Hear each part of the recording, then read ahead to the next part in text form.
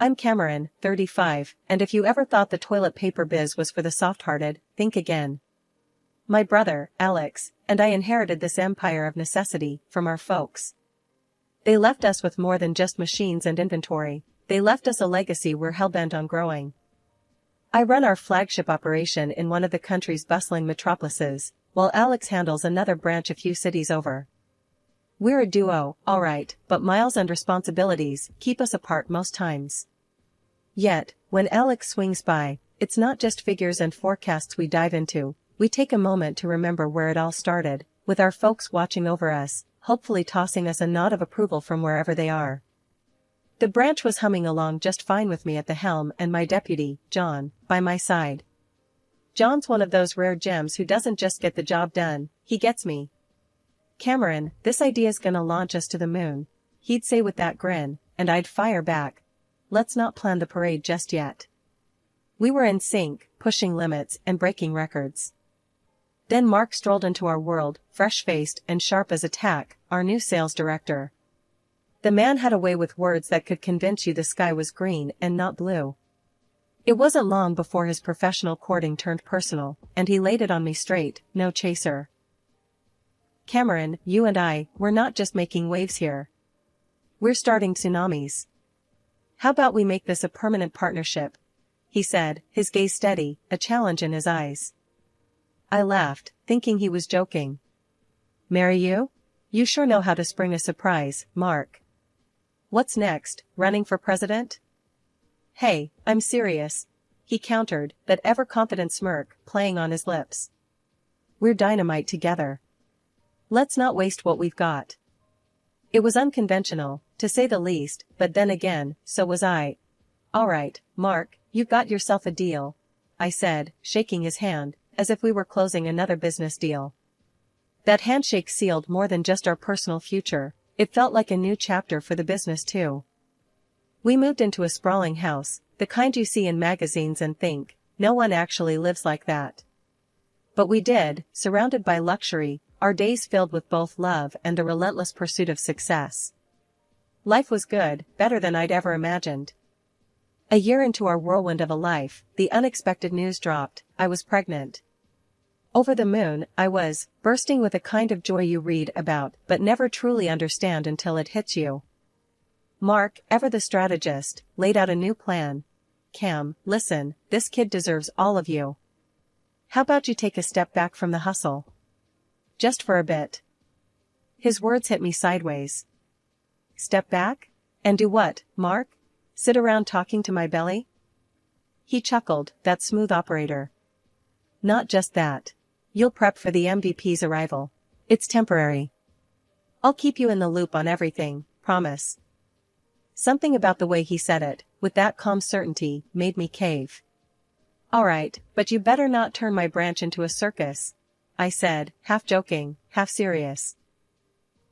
Mark took over the reins at the branch, and I embraced the pregnancy journey, but it wasn't all smooth sailing. The clinics became my second home, every visit, every checkup adding to the anxiety.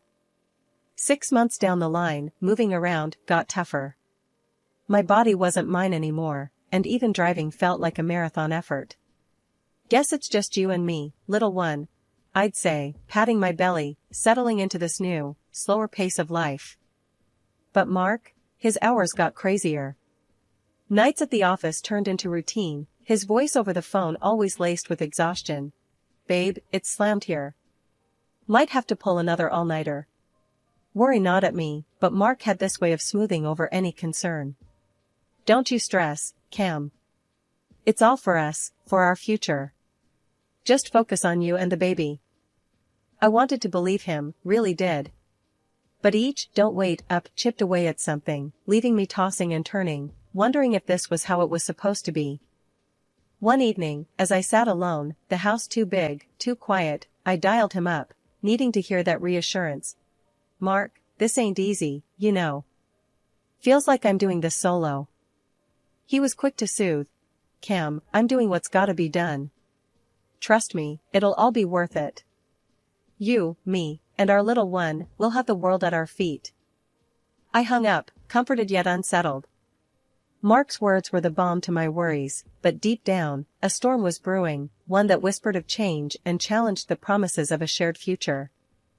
One day I was lounging on the couch, flipping through a baby magazine, when the doorbell rang. Dragging myself up, I opened the door to find Alex, looking as serious as a judge. "Alex, what's the wind blowing you here for?" I greeted him, trying to keep the surprise out of my voice. "Needed to see you, Cam. We've got a situation," he said, stepping inside without waiting for an invite. His face had that look, the one he gets when it's more than just family catch-up time. We settled in the living room, me with my feet up and him straight as a rod on the chair across. "Spit it out, then. What's up?" "It's the business, Cam. The numbers are looking grim. What's going on over there?" Alex's voice had that edge to it, the one he used when he meant business. I sighed, rubbing my belly absent-mindedly. "Mark's been handling things. Said it's all good." "Good? Cam, it's far from good. Sales are down, deliveries are a mess." "What's he been doing all this time?" Alex was getting worked up, his hands flying around as he spoke. I felt a pang of worry. "He told me he's got it under control. Said he's handling the big contracts himself." Alex leaned forward, his eyes boring into mine. "Look, I know you trust Mark, but something's off. We need to dig into this. You can't just sit back and watch." "All right, I'll talk to him. But you know how he is, always soothing things over," I replied, feeling the weight of the world on my shoulders. Alex stood up, ready to leave. "Don't let him smooth talk you, Cam. We've worked too hard to let everything slide because of whatever this is." He was out the door before I could muster a goodbye. Dinner felt more like a chess game that evening. Mark was his usual self, all smiles and stories about his day at the office. I, on the other hand, had a storm brewing in my head, thanks to what Alex had dropped on me earlier. "So, everything's smooth at the company?" I ventured, poking at my food more than eating it. "Income steady? No hiccups?" Mark barely looked up from his plate. "Yeah, all good. Smooth sailing. You know, I even threw our name into the hat for that Best Executives in the City contest. We're killing it, babe." His confidence was like a slap of cold water. "Really? That's great," I managed to say, my voice as dry as toast. Inside, my doubts were doing somersaults. Alex's words echoed in my head, painting a very different picture. Later, as Mark hummed some tune in the shower, I found myself dialing John, my former deputy. My heart was thumping loud enough to drown out the ringtone. "John, it's me," I said, the moment he picked up. "I need the real scoop. How are things at the office?"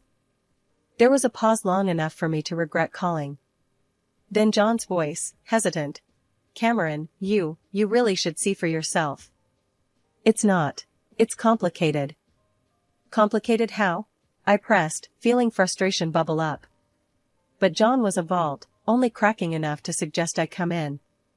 Dragging myself out of bed felt like peeling away from my own shadow, thick and heavy with dread. Today wasn't just another day, it was the day I'd confront the mess at the office head-on. My hands trembled as I poured a cup of coffee, the black liquid mirroring the dark thoughts swirling in my head. "Morning, love." Mark's voice sliced through the silence of our kitchen, too cheerful, too oblivious. I forced a smile, my heart pounding against my chest like a drum. "Morning. Busy day ahead?" "Always, you know how it is. Big moves, big deals." He was full of it, puffing up like a rooster in a henhouse. I nodded, keeping my brewing storm hidden beneath a calm facade. I waited until Mark left the house, and then got into my car. The drive to the office was a blur. My grip on the steering wheel was tight, knuckles white as bone. The closer I got, the more the reality set in. This was it. The moment of truth.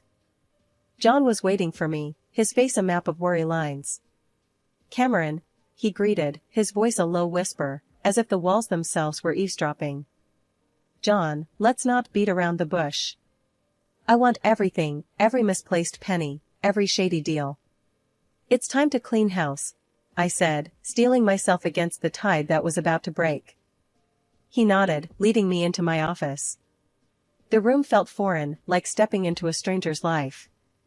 It's bad, Cameron. Worse than we thought, he began, laying out the documents like a dealer at a crooked card game. As we pored over the numbers, the scale of the disaster unfolded. Mark's been playing fast and loose with the finances. And his team? A bunch of cronies clueless about our operations. They're bleeding us dry. John's voice was thick with disgust. Anger bubbled up inside me, a volcano ready to erupt. And the contracts? Tell me we haven't lost the Johnson account. John's silence was an answer louder than words. As the revelations about the company's state unfolded, John dropped another bombshell that cut deeper than the rest. Mark's hardly ever here, Cameron. Matter of fact, he ain't here now, he said, his voice a mix of frustration and disbelief. That piece of information hit me like a freight train. My mind raced as I pulled out my phone, dialing Mark's number. He picked up after a couple of rings, his voice echoing through the speaker. Hey, babe, what's up? Where are you? I asked, my voice steady, despite the storm brewing inside me. At the office, drowning in work. Where else would I be? He sounded casual, too casual. After hanging up, I turned to John, my resolve hardening. Don't mention this call to Mark. We play it cool until we figure out our next move. John nodded, understanding the gravity of the situation. What's the plan, boss? I took a deep breath, my mind working overtime. First, we secure our contracts. I'll reach out to the buyers, ask for a postponement where needed. We need to buy some time. After several days of sleepless nights and endless worries, the morning sun brought a grim determination. Today was the day I'd face whatever demons were lurking in the shadows of my company, of my marriage. I had arranged to meet with the private investigator I hired, someone John recommended discreetly. I found myself in a nondescript coffee shop, the kind where secrets are traded over cups of bitter brew. The PI, a gruff man with eyes that had seen too much, slid a manila envelope across the table to me. Everything you asked for is in there, he said, his voice gravelly, hinting at years of cigarettes and whiskey. I hesitated, my hand hovering over the envelope. And? I urged, needing to hear the words. He's been unfaithful, in more ways than one, the PI said, not one to sugarcoat the pill. Your husband's been playing house with someone from your company. Got the photos and everything. My heart sank, a mix of anger, betrayal, and an odd sense of vindication swirling inside. I had suspected, but hoping against hope I was wrong. Show me, I demanded, my voice stronger than I felt. He laid out the photographs like a deck of cards, each one a stab to my heart. Mark, and there she was, one of our own employees, laughing, touching, sharing moments that were supposed to be mine alone. I fought back the urge to cry, to scream. Instead, I focused on the rage, letting it fuel me. What else? I asked, my eyes not leaving the damning evidence. They'd been careful, but not careful enough. Your husband's been funneling company funds too. Looks like they were planning a little getaway. The PI continued, his tone apologetic. That was the last straw. My company, my family's legacy, wasn't just a cash cow for Mark's little escapades. Thanks, I said curtly, sliding the envelope back towards me. I threw down some cash for the coffee, more than necessary, my mind racing. Back in my car, I allowed myself a moment. Just one moment of weakness where the tears could fall, where I could mourn the loss of the life I thought I had. But as the tears dried, resolve took their place. Mark and his mistress had underestimated me. They thought they could use me, my company, as their playground. They were wrong. I dialed John, my voice calm but ice cold. I need you to call a staff meeting. Tomorrow morning. Everyone must attend. No exceptions. John, ever my rock, didn't ask why. Consider it done, Cameron. The drive home was a blur, my mind occupied with plans and schemes. This wasn't just about revenge, it was about justice, about righting the wrongs done to me, to my company. Mark greeted me with a smile when I got home, oblivious to the storm brewing just beneath the surface. "Hey, babe, long day?" I forced a smile, playing the part one last time. "You could say that. Dinner smells great." We ate in silence, or rather, he talked about his day, and I nodded along, my responses automatic. The whole time, my mind was elsewhere, plotting, planning. In the cool, fluorescent light of the conference room, the air was thick with tension. I stood at the front, papers in hand, my belly prominent, a visual reminder of the personal stakes involved. John, my loyal deputy, had helped me organize this crucial meeting.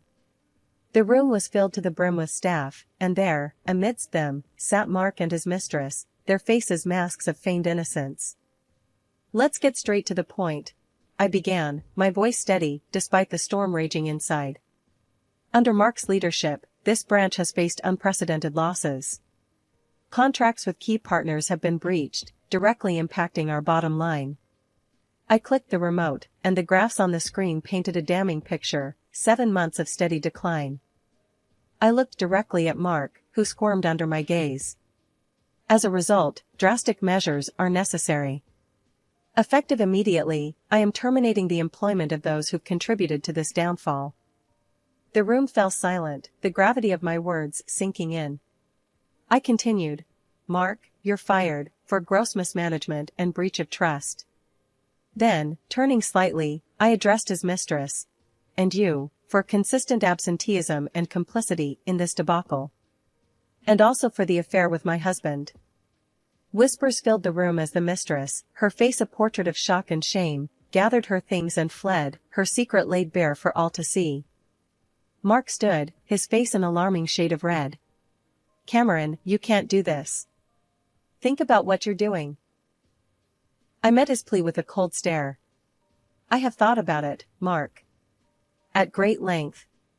This is the only course of action that protects the future of this company, and our child."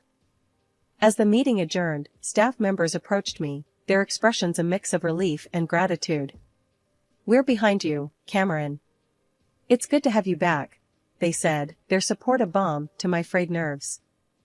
Mark tried to corner me as I was leaving the room. "Cameron, please, let's talk about this. We can fix it." "There's nothing left to discuss, Mark. You've made your choices," I replied, handing him the envelope I'd been clutching throughout the meeting. Inside were the divorce papers, already signed. His hands trembled as he took the envelope, the reality of his situation finally dawning on him. "But, Cameron, No, Mark. It's over. You need to leave. Now." My voice was firm, brooking no argument. The dust had settled, the air was clear, and the wreckage of what once was laid bare before me.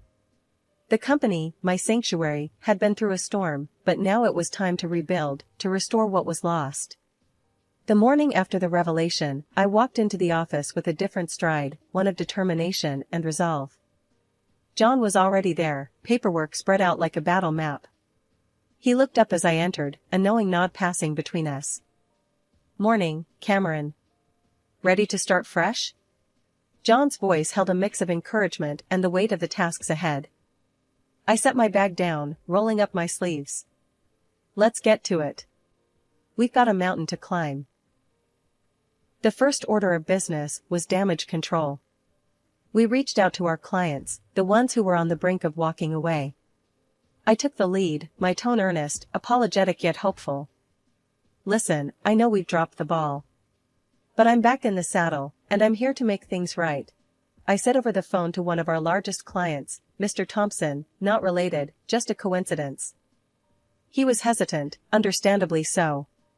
"Cameron, your company used to be top-notch. But what's happened recently?" I cut in. "I understand, and I'm not here to make excuses. I'm here to offer solutions. Give us a chance to prove that we're still the company you trusted."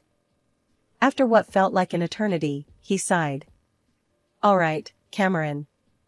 We'll give you one more shot. Don't let us down." One by one, the conversations went on, each a delicate dance of negotiation and reassurance. The relief that followed each retained client was palpable, a balm to the open wounds of betrayal. John and I then turned our attention to the team. The office was quieter now, the air missing the familiar buzz of productivity. The employees that remained were uncertain, their faith shaken. "I know you've all been through a lot," I addressed the gathered team, my voice echoing slightly in the half-empty office. "And I can't undo what's been done. But I can promise you this, we're going to come back from this stronger than ever." Murmurs of agreement filled the room, a flicker of hope igniting in their eyes. "We're going back to basics, focusing on what made us great. And it's going to take all of us, pulling together, to get there," I continued, my gaze meeting each of theirs. The team rallied, the sense of purpose rekindled. We dove into work, the days blurring into nights as we charted our course back to stability and growth. My baby boy, Lucas, became the new center of my universe the moment he arrived. Deciding to work remotely was the best decision for us both, keeping the balance between being a new mom and steering my company back to success. Alex, my rock through all this turmoil, started showing up more often. Not just for business, but to be there for me, for Lucas. "Sis, you're not alone in this. We're a team, remember?" He'd remind me every time he stepped through my door, groceries in one hand, toys for Lucas in the other.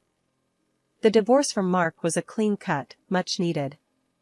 The court didn't just grant me the divorce, they made sure Mark paid up for his deceit. Every penny he took from the company, every heartache he caused, he had to compensate. "I'm sorry, Cameron. I truly am," he pleaded, trying to salvage whatever he could. But my mind was made up. "Lucas needs a role model, not a reminder of betrayal," I told him, closing that chapter of my life for good. Adjusting to life as a single mom wasn't without its challenges, but with a nanny's help, I found a new rhythm. Working half-days meant I could dedicate my mornings to Lucas and my afternoons to the company. This balance brought a sense of peace and purpose I hadn't felt in a long time. Trust, once broken, is hard to rebuild. I learned that the hard way. "John, we're tightening the ship. No more blind faith," I told my deputy over one of our many video calls. "Every decision runs through me, clear?" "Crystal, Cameron.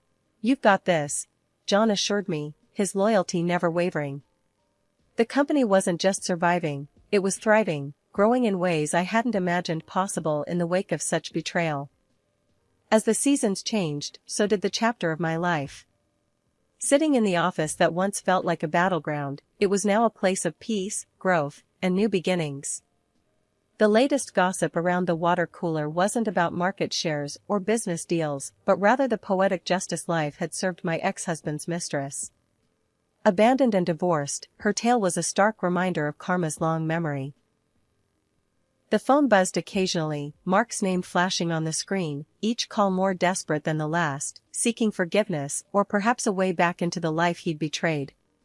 With each attempt, my resolve only strengthened, culminating in the moment I hit block, severing the last tie to a past best left behind.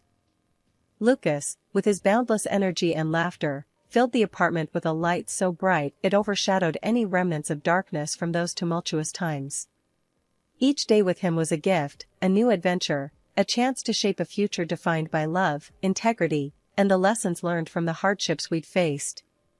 Alex dropped by more often, each visit bringing not just his presence, but a reinforcement of the bond we shared, a bond that had weathered storms and emerged unbreakable. "You're doing amazing, sis. This little guy is lucky to have you," he'd say, ruffling Lucas's hair, earning a giggle in response. "Yeah, we're doing just fine, aren't we, buddy?" I'd respond, looking down at Lucas with a heart so full it felt like it might burst.